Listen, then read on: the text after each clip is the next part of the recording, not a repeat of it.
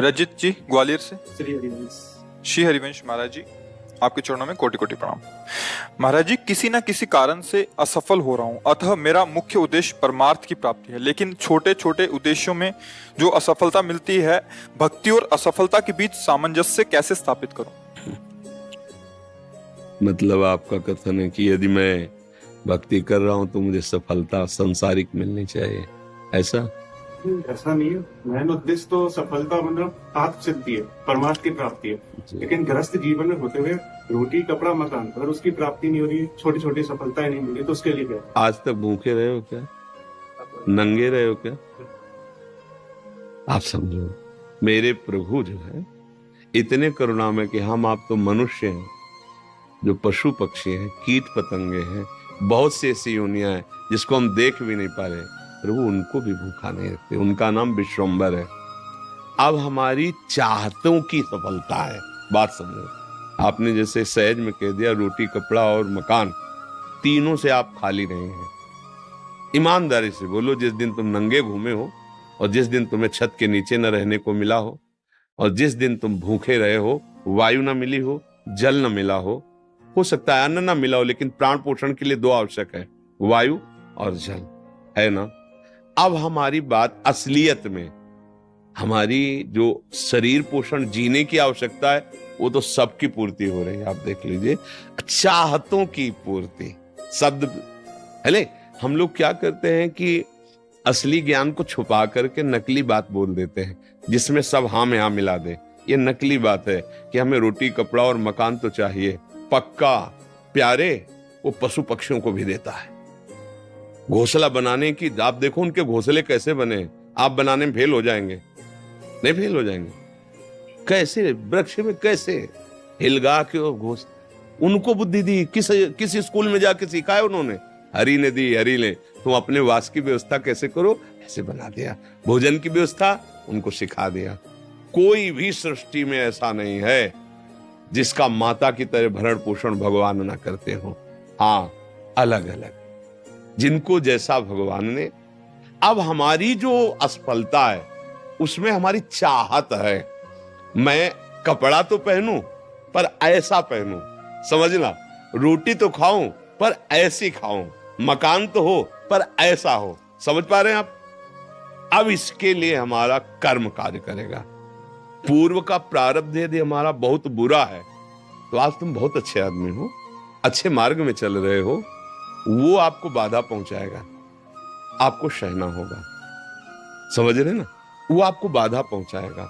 अब जो ये नाम हम आपको बता रहे हैं कि नाम जप कीजिए, धर्म से चलिए, वो युद्ध करेगा उस प्रारब्ध से, आपको वो गिरने नहीं देगा, आएगा। आप जो कार्य कर रहे हो उसमें सम्यक जो फल मिलना चाहिए नहीं मिला, आपको असंतुष्टता होगी, क्योंकि आपने ऐसे पूर्व में कर्म किए हैं। अब वो आपको बाधा पहुंचा रहे हैं, लेकिन आप भजन कर रहे हो ना, तो आपको निरुत्साहित होने नहीं देंगे। चलो, एक कर्म निष्फल हुआ, दूसरा हम 100 बार उसका अनुष्ठान करेंगे, कितनी बार निष्फल होगा? एक दिन तो सफल होगा ही नहीं, निकल जाओगे, निकल जाओगे। सफलता तुम्हारे चरण चूमेगी। प्रारब्ध कोई देवता नहीं है, हमारा किया हुआ पूर्व कर्म है। हम नया कर्म इतना बलवान करें कि उसको रौंद दे। बात समझे? और उसके लिए अब छोटी मोटी बात नहीं काम करेगी, छोटा मोटा कर्म काम नहीं करेगा। डट के हमें धर्म और डट के भजन विध्वंस करके, अगर विध्वंस ना होते तो फिर मोक्ष कैसे होता? मोक्ष को मतलब जानते हो? सब कर्म नष्ट हो गए अनंत जन्मों के, और इस जन्म के भी बिल्कुल मोक्ष, मतलब बिल्कुल मुक्त, अब कोई बंधन नहीं हो, भगवान का स्वरूप हो गया। तो हुआ तो इसी जन्म में, जो हमने साधना की, जो भजन किया, जो चिंतन किया, जो सत्संग किया, मारा इसने पूरी आग लगा दी।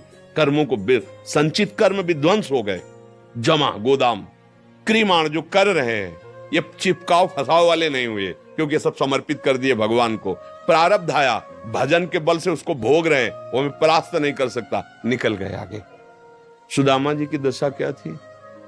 नहीं थी, ये भी व्यवस्था नहीं थी। परिणाम में क्या हुआ? जैसी द्वारिकापुरी वैसी सुदामापुरी। फल की चिंता मत करो तुम। असफलताएं और सफलताएं ये हमारे मार्ग की पड़ाव हैं, कोई गर्मी वाला, कोई सुखद वाला। मार्ग का चलने वाला पथिक इन पड़ावों में फंस करके अपने मार्ग को नहीं भूल जाता है। असफलता तुम्हारे जीवन की सफलता का स्वरूप बनेगी। बस डट करके ऐसा भजन करो, सत्कार्य करो जिससे पूर्व प्रारब्ध नष्ट हो जाए। सच्चाई की, आध्यात्मिक की बात यह है। अब चोरी, हिंसा, अधर्म आचरण तो वो तो पूर्व प्रारब्ध है ही, नया कर्म भी बिगड़ गया, दोनों मिलकर फिर आपको जीना मुश्किल कर देंगे। और होता है, देखो ना, पिता को मार डाला कि जल्दी मरे, हम इस प्रॉपर्टी का दे।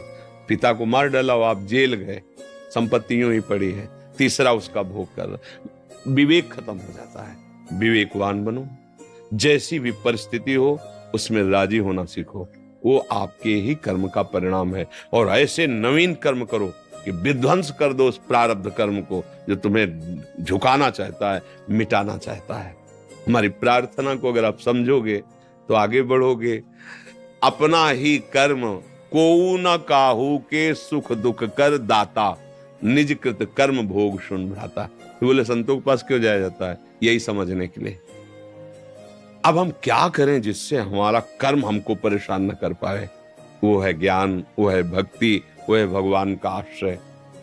जब घर में भोज आते हो, भिक्षा भी नहीं मिली तो पत्नी पूछती कि बच्चों को कैसे जिलाएं।